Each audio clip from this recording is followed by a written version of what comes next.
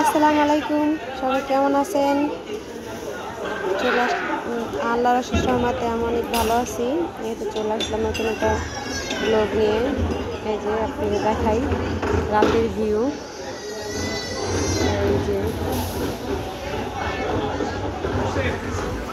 দেখেন হোটেলের নিচে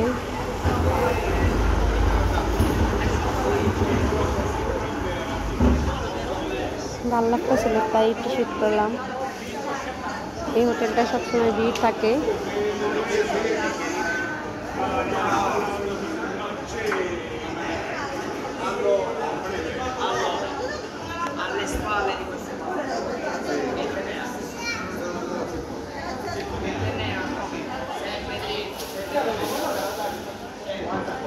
রাতের আকাশ